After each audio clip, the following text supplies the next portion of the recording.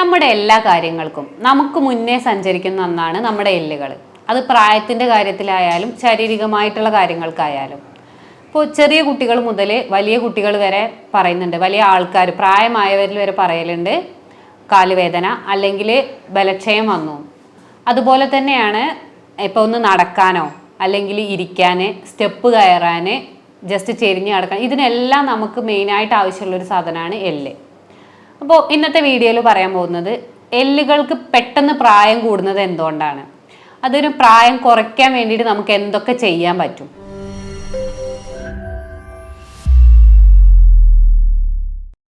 ഞാൻ doctor Gopika, doctor Basil's homeo hospital, Pandikkad, Malappuram ജില്ല, കോഴിക്കോട്, നടക്കാവ്. നമ്മുടെ ശരീരത്തിൽ നമുക്ക് എല്ലാ കാര്യങ്ങൾക്കും ആവശ്യമായിട്ടുള്ള ഒരു ഘടകമാണ് എല്ല്. എല്ല് എന്ന് പറയുന്നത് അതിൻ്റെ ഉള്ളിൽ മജ്ജ, അതേപോലെ രക്തയോട്ടം, എല്ലാ കാര്യങ്ങളും തുടർച്ചയായിട്ട് നടന്നുകൊണ്ടിരിക്കുകയാണ്. ഈ കാര്യങ്ങൾക്ക് എന്തെങ്കിലും രീതിയിൽ മാറ്റങ്ങൾ വന്നു കഴിഞ്ഞാൽ നമ്മളെ അത് വളരെ രീതിയിൽ ബാധിക്കും. അത് മെയിനായിട്ട് പറയുന്നത് ഓസ്റ്റിയോപോറോസിസ്. ഇതെന്ന് പറഞ്ഞാൽ എല്ലിന് ബലക്ഷയം സംഭവിക്കുകയാണ്. ഈ എല്ലിന് ബലക്ഷയം സംഭവിക്കുമ്പോൾ എല്ലിൻ്റെ ഉള്ളിലുള്ള മജ്ജ പോവുകയും അതൊരു സ്ട്രോ രൂപത്തിലാവുകയും ചെയ്യും. അപ്പോൾ ഇതെന്തുകൊണ്ടാണ് നമുക്ക് ഈ ചെറിയ പ്രായക്കാരിൽ വരെ പെട്ടെന്ന് വരുന്നത്, അതേപോലെ തന്നെ പ്രായമാവുന്നതിന് മുന്നേ പെട്ടെന്ന് ബലക്ഷയം സംഭവിക്കാൻ കാരണം എന്താണ്? കാരണം ഇപ്പോൾ ഒരു കുട്ടികൾ മുതൽ എല്ലാവരും പറയുന്നതാണ് കാലിന് വേദനയാണ്, മുട്ട് തേയ്മാനം പെട്ടെന്ന് വരുന്നു. ഈ തേയ്യ എന്നുള്ളത് എന്തുകൊണ്ട് വരുന്നു എന്നുള്ളതാണ്. പ്രധാനമായിട്ട് നമ്മൾ ഈ ഒരു ബോണിന് പറയുന്ന കാൽഷ്യമാണ് സ്ട്രെങ്ത് കൂടുതലായിട്ട് കൊടുക്കുന്നത്. ഈ കാൽഷ്യം നമുക്ക് ശരീരത്തിൽ കിട്ടാൻ വേണ്ടി എന്തൊക്കെ ചെയ്യണം, അതേപോലെ കാൽഷ്യം എന്തുകൊണ്ട് നമ്മുടെ ശരീരത്തിൽ ഡെഫിഷ്യൻസി വരുന്നു, ഇത് കുറയുന്നത് എന്തുകൊണ്ടാണെന്നാണ്. മെയിനായിട്ടും നമ്മൾ കൂടുതലായിട്ട് സാൾട്ട് കഴിക്കുക, കൂടുതലായിട്ട് ഉപ്പ് കഴിക്കുന്നവരിൽ ഈ കാൽഷ്യം ബോണിൽ നിലനിർത്താനുള്ള ഒരു ശേഷി കുറയാണ് ചെയ്യുന്നത്.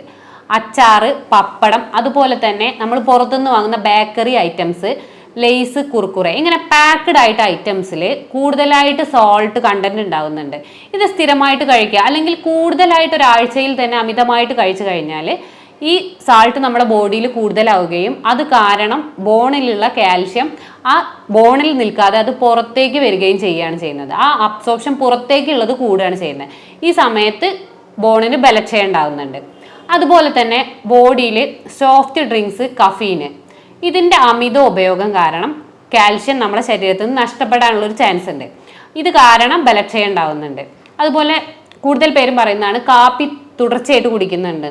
ഒരു ദിവസം 1 ഗ്ലാസ് കാപ്പി അത് ഓക്കെയാണ്, പക്ഷേ 4-5 ഗ്ലാസ് സ്ഥിരമായിട്ട് കഴിക്കുന്നവരുണ്ട്. ഇത് കഴിക്കുന്ന സമയത്തും കാൽഷ്യത്തിൻ്റെ ഡെഫിഷ്യൻസി നമ്മളെ ശരീരത്തിൽ വരികയാണ്. ഡെഫിഷ്യൻസി വരിക എന്ന് പറഞ്ഞാൽ കാൽഷ്യം നമ്മളെ രക്തത്തിൽ കുറഞ്ഞു കഴിഞ്ഞാൽ ഓട്ടോമാറ്റിക്കായിട്ടും അത് ബോണിൽ നിന്ന് പുറത്തേക്ക് എടുക്കുകയാണ് ചെയ്യുക. കാരണം രക്തത്തിൽ നമ്മൾ നോർമൽ ആക്കാൻ വേണ്ടി ശരീരം ശ്രദ്ധിക്കും. ആ സമയത്ത് ബോണിൽ നിന്ന് രക്തത്തിലേക്ക് വരികയും ബോൺ എന്താണോ ഉള്ളത് ആ ഒരു എല്ലിൻ്റെ ബലം കുറയുകയാണ് ചെയ്യുന്നത്. അതുപോലെ ഒന്നാണ് ഫോസ്ഫറസ്. നമ്മുടെ ശരീരത്തിൽ ഫോസ്ഫറസിൻ്റെ കണ്ടന്റ് കൂടിക്കഴിഞ്ഞാൽ, അപ്പോൾ ചിന്തിക്കുന്നുണ്ടാവും ഫോസ്ഫറസ് എങ്ങനെ നമ്മൾ കഴിക്കുന്നില്ലല്ലോ. പക്ഷേ ഇപ്പോഴത്തെ ഒരു സിറ്റുവേഷനിൽ എന്ന് പറഞ്ഞാൽ എല്ലാവരും റെഡി ടു ഈറ്റ് ഭക്ഷണങ്ങളാണ് സ്ഥിരമായിട്ട് കഴിക്കുന്നത്. കൊണ്ടുപോവുക, ഉണ്ടാക്കുക, കഴിക്കുക, മീൻസ് പെട്ടെന്ന് നമുക്ക് കഴിക്കാൻ പറ്റുന്ന രീതിയിൽ. അല്ലാതെ ഭക്ഷണങ്ങൾ എന്താ പറയുക, ഇപ്പോൾ ഒരു മാവാണെങ്കിൽ അല്ലെങ്കിൽ ഇപ്പോൾ ചപ്പാത്തി ഉണ്ടാക്കുകയാണെങ്കിൽ പൊടി കുഴച്ചുണ്ടാക്കുക, അങ്ങനത്തെ ഒന്നും ആരും ശ്രദ്ധിക്കുന്നു. ദോശ ഉണ്ടാക്കുകയാണെങ്കിൽ ദോശ മാവ് വാങ്ങാനാണ് എല്ലാവരും ശ്രദ്ധിക്കുന്നത്. അപ്പോൾ അത് കേട് വരാതെ സൂക്ഷിക്കാൻ ഉപയോഗിക്കുന്ന എല്ലാ ഐറ്റംസിലും ഫോസ്ഫറസിൻ്റെ കണ്ടന്റ് കൂടുതലാണ്.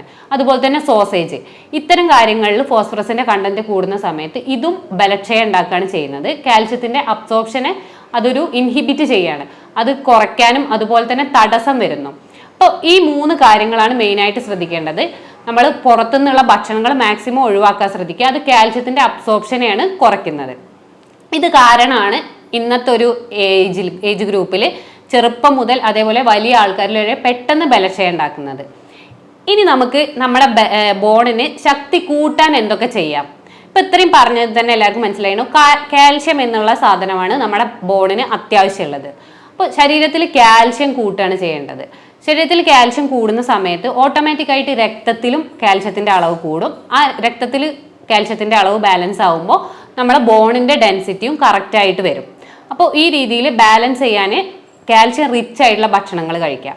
അത് ചീര, പാല്, മുട്ട, അതുപോലെ തന്നെ മുള്ളുകളുള്ള മീനുകൾ.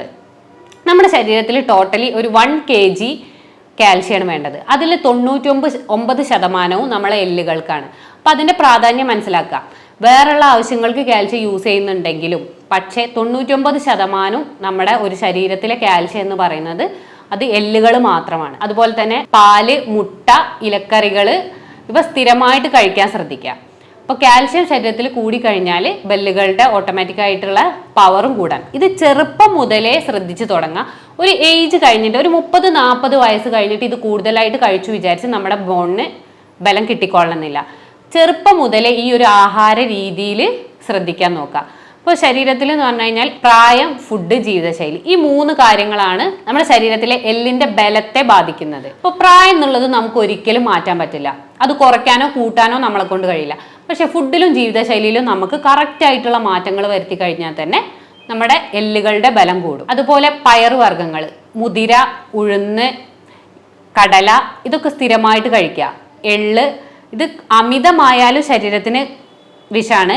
പക്ഷേ എത്രയാണോ നമ്മുടെ നോർമൽ നമ്മൾ കഴിക്കുന്നത് കാൽഷ്യം കുറച്ച് കൂടുതലായിട്ട് കഴിക്കാൻ ശ്രദ്ധിക്കുക. അതുപോലെ തന്നെ ഇപ്പം നമ്മൾ പറഞ്ഞത് കാൽഷ്യം ശരീരത്തിൽ വേണം. ഈ കാൽഷ്യം ശരീരം ആഗിരണം ചെയ്യണം എന്നുണ്ടെങ്കിൽ നമ്മുടെ ശരീരത്തിൽ വൈറ്റമിൻ ഡി വേണം. എല്ലാവർക്കും അറിയാം, ഇന്നത്തെ ഒരു സിറ്റുവേഷനിൽ വൈറ്റമിൻ ഡി പലർക്കും ഒരു 20ന്റെ താഴെയാണ് കാണുന്നത്. 30 അതിൻ്റെ ഒരു നോർമൽ റേഞ്ച് സ്റ്റാർട്ട് ചെയ്യുന്നത്. അപ്പോൾ സൺലൈറ്റിൽ നിന്ന്, സൂര്യപ്രകാശത്തിൽ നിന്ന് നമുക്ക് ആവശ്യത്തിന് കിട്ടുന്നില്ല. പിന്നുള്ളത് മുട്ടയുടെ മഞ്ഞ, കരള് ഇവയിലൊക്കെയാണ് വൈറ്റമിൻ ഡി കൂടുതലായിട്ടുള്ളത്. പക്ഷെ അതൊന്നും കിട്ടാത്തൊരവസ്ഥയാണ് ഇന്നുള്ളത്. അപ്പോൾ വൈറ്റമിൻ ഡി ടാബ്ലറ്റ് എടുത്താലും കുഴപ്പമില്ല.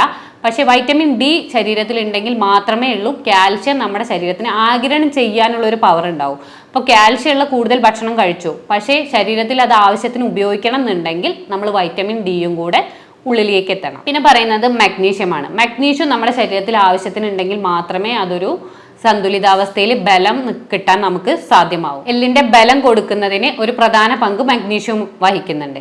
മഗ്നീഷ്യം മെയിൻ ആയിട്ടുള്ളത് ഏത്തപ്പഴം, അതുപോലെ തന്നെ പച്ചക്കറികൾ, ഇവ രണ്ടിലുമാണ് ഏറ്റവും കൂടുതൽ മഗ്നീഷ്യം അടങ്ങിയിട്ടുള്ളത്. അപ്പോൾ ഇവ സ്ഥിരമായിട്ട് കഴിക്കുക. അതുപോലെ തന്നെയാണ് ഞരമ്പുകളുടെ പ്രവർത്തനം, രക്തയോട്ടം കംപ്ലീറ്റ് ആയിട്ട് നടക്കണം എന്നുണ്ടെങ്കിൽ മഗ്നീഷ്യം ആവശ്യത്തിന് ശരീരത്തിൽ ഉണ്ടാവണം. പിന്നെ മെയിൻ ആയിട്ടുള്ളത് എള്ള്, ഡാർക്ക് ചോക്ലേറ്റ്, ഇവയിലും മഗ്നീഷ്യം അടങ്ങിയിട്ടുണ്ട്. ഇതും സ്ഥിരമായിട്ട് കഴിക്കാൻ ശ്രദ്ധിക്കുക. ഈ മഗ്നീഷ്യം ശരീരത്തിൽ കുറയുന്ന സമയത്താണ് പലരും പറയുന്നത് കേട്ടിട്ടുണ്ട്, രാത്രി അല്ലെങ്കിൽ പുലർച്ചെ ആവാ സമയത്ത് മസിൽസിന് കടച്ചിൽ വരുന്നുണ്ട്, ഒരു പിടുത്തമുണ്ട് എന്നുള്ളത്.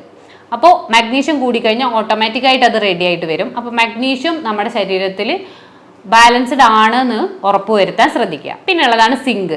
സിങ്ക് ശരീരത്തിൽ ഉണ്ടായി കഴിഞ്ഞാൽ തന്നെ സെല്ലിൻ്റെ റിപ്പയർ, അതുപോലെ തന്നെ സ്ട്രെങ്ത്തിനും നല്ലതാണ്.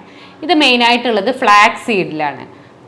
അതേപോലെ പംകിൻ സീഡ്സ് കൂടുതലായിട്ട് കഴിച്ചാൽ തന്നെ നമുക്ക് ശരീരത്തിന് ആവശ്യമായ സിങ്ക് കിട്ടും.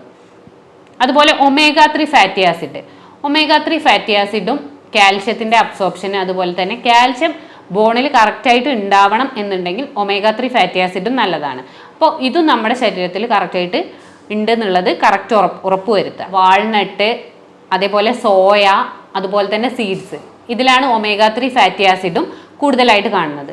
അപ്പോൾ ഇതെല്ലാം കഴിക്കുന്നുണ്ടെന്ന് ഉറപ്പുവരുത്തുക. ഡെയിലി ഒരു സ്പൂണ് ഇപ്പോൾ പംകിൻ സീഡോ ഫ്ലാക്സ് സീഡോ ഡെയിലി കഴിക്കുന്നത് വളരെ നല്ലതാണ്. അത് വെറും വയറ്റിൽ വെള്ളത്തിൽ ഇട്ടതിന് ശേഷം മാത്രം കഴിക്കാൻ ശ്രദ്ധിക്കുക. ഇപ്പം ഞാൻ പറഞ്ഞതിൽ കുറേ പേര് എന്നോട് വീഡിയോയിൽ കാണുമ്പോൾ ചോദിക്കാറുണ്ട്, ഇപ്പോൾ ഞാൻ പ്രോട്ടീൻ കൂടുതലായിട്ടുള്ള ഭക്ഷണങ്ങൾ കഴിക്കാൻ പറഞ്ഞു, അപ്പോൾ യൂറിക് ആസിഡ് കൂടില്ലേ? ഏത് സാധനമായാലും നമ്മുടെ ശരീരത്തിന് കൂടുതലായി കഴിഞ്ഞാൽ അത് ബുദ്ധിമുട്ട് തന്നെയാണ്. അത് ഇനിയിപ്പോൾ ഈവൺ പച്ചക്കറി ആണെങ്കിലും നമ്മളൊരു ബാലൻസ്ഡ് ആക്കി കൊണ്ടുനടക്കാണ് വേണ്ടത്. എന്തെങ്കിലും അസുഖങ്ങൾ അല്ലെങ്കിൽ എന്തെങ്കിലും ബുദ്ധിമുട്ടുകൾ അനുഭവിക്കുന്നവരാണെന്നുണ്ടെങ്കിൽ ഒരു ഡോക്ടറെ കണ്ട് കറക്റ്റായിട്ട് അവരുടെ ഡയറ്റ് പ്ലാന് ചോദിച്ചറിയാം. പ്രത്യേകിച്ച് പ്രശ്നങ്ങളൊന്നും ഇല്ലാതെ എല്ലിന് ശക്തി കൂട്ടാനാണെന്നുണ്ടെങ്കിൽ ഇത്തരം ഭക്ഷണങ്ങൾ ആഡ് ചെയ്യാം. പക്ഷേ ഇതിലുള്ള എല്ലാ ഭക്ഷണങ്ങളും നിങ്ങൾ അറ്റ് എ ടൈം ആഡ് ചെയ്യേണ്ട ഒരു ആവശ്യമില്ല. ഇപ്പോൾ ഒരു ഡെയിലി റുട്ടീൻ നോക്കുകയാണെന്നുണ്ടെങ്കിൽ നിങ്ങൾക്ക് രാവിലെ ഇപ്പോൾ ബ്രേക്ക്ഫാസ്റ്റിൻ്റെ ഒപ്പം ഒരു ഗ്ലാസ് പാല് അല്ലെങ്കിൽ ഒരു നേന്ത്രപ്പഴം ഇവ കഴിക്കാം, അല്ലെങ്കിൽ രാവിലെ 2 ഈത്തപ്പഴം. അതിൻ്റെ ഒപ്പം തന്നെ ഉച്ചയ്ക്ക് ഇലക്കറികളും പച്ചക്കറികളും ആഡ് ചെയ്യുക ഭക്ഷണത്തിൽ, ചോറിൻ്റെ കൂടെ. അതുപോലെ തന്നെ മീൻ വറുത്തത് അങ്ങനത്തെ എന്തെങ്കിലും ആഡ് ചെയ്യണമെങ്കിൽ അത് ആഡ് ചെയ്യാം. അതും കാൽഷ്യം റിച്ച് ആണ്. അത് മുള്ളുള്ള മീനാണെങ്കിൽ അതൊന്ന് ശ്രദ്ധിക്കുക. അതുപോലെ ഈ മുതിര കടലയൊക്കെ നിങ്ങൾക്ക് തലേ ദിവസം വെള്ളത്തിൽ ഇട്ടിട്ട് ജസ്റ്റ് ഒന്ന് മുളപ്പിച്ചതിന് ശേഷം ഈവനിങ് കഴിക്കുക, അല്ലെങ്കിൽ ഉച്ചയ്ക്ക് അത് തോരനാക്കി കഴിച്ചാലും പ്രശ്നങ്ങളില്ല. പിന്നെ വൈകുന്നേരങ്ങളിൽ ഫ്രൂട്ട്സ് എന്തെങ്കിലും ഓരോന്ന് കഴിക്കുക, അതും കാൽഷ്യം റിച്ച് ആകുമ്പോൾ അതുപോലെ തന്നെ വൈറ്റമിൻ സിയും കൂടെ കൂടുതലുള്ള ഓറഞ്ച് നാരങ്ങയൊക്കെ കഴിക്കുന്നതും ശരീരത്തിന് നല്ലതാണ്.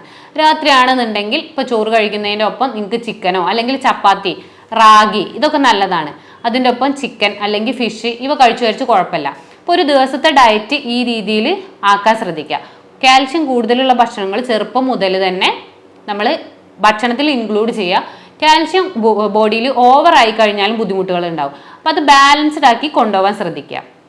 അതുപോലെ തന്നെ പ്രധാനമായിട്ട് ശ്രദ്ധിക്കേണ്ടത് ഇതിൻ്റെ ഒപ്പം നമ്മൾ സ്ട്രെങ്തനിങ് എക്സസൈസുകൾ ചെയ്യണം. എപ്പോഴും നമ്മളെ ശരീരത്തിന് ബലം കിട്ടാനുള്ള എക്സസൈസുകൾ സ്ഥിരമായിട്ട് ചെയ്യാൻ ശ്രദ്ധിക്കുക. ഭക്ഷണത്തിൻ്റെ ഒപ്പം ഇതും കൂടെ ചെയ്താൽ മാത്രമേ ബലക്ഷയം നമുക്ക് കുറഞ്ഞു കിട്ടുള്ളൂ. പിന്നെ സ്മോക്കിംഗ്, ആൽക്കഹോൾ ഇത് രണ്ടും കാൽഷ്യത്തിൻ്റെ ആഗിരണം കുറയ്ക്കുകയാണ് ചെയ്യുന്നത്. അപ്പോൾ ഇത് രണ്ടും കംപ്ലീറ്റ് ആയിട്ട് ഒഴിവാക്കാൻ നോക്കുക. ഭക്ഷണങ്ങൾ കഴിച്ച് അതിൻ്റെ ഒപ്പം ഇതും കൂടെ ചെയ്യുകയാണെന്നുണ്ടെങ്കിൽ നിങ്ങൾക്കിപ്പോൾ ശരീരത്തിൽ കാൽഷ്യത്തിൻ്റെ ഡെഫിഷ്യൻസി വരും. അപ്പോൾ അതൊന്ന് ശ്രദ്ധിക്കുക. അതിൻ്റെ ഒപ്പം കറക്റ്റായിട്ട് വെള്ളം കുടിക്കുക. എക്സസൈസും ജീവിതശൈലിയായിട്ട് കറക്റ്റായിട്ട് കൊണ്ടുപോകുകയാണെന്നുണ്ടെങ്കിൽ നിങ്ങളുടെ പ്രായം കൂടിക്കഴിഞ്ഞാൽ നിങ്ങളുടെ എല്ലുകളുടെ പ്രായം കുറഞ്ഞതായിട്ട് നിങ്ങൾക്ക് തന്നെ കാണാൻ പറ്റും. അപ്പോൾ ഈ രീതിയിലൊന്ന് ഡെയിലി റുട്ടീൻ ജനിച്ചു വരുന്ന കുട്ടികളിൽ വരെ നിങ്ങൾ സ്റ്റാർട്ട് ചെയ്യുക.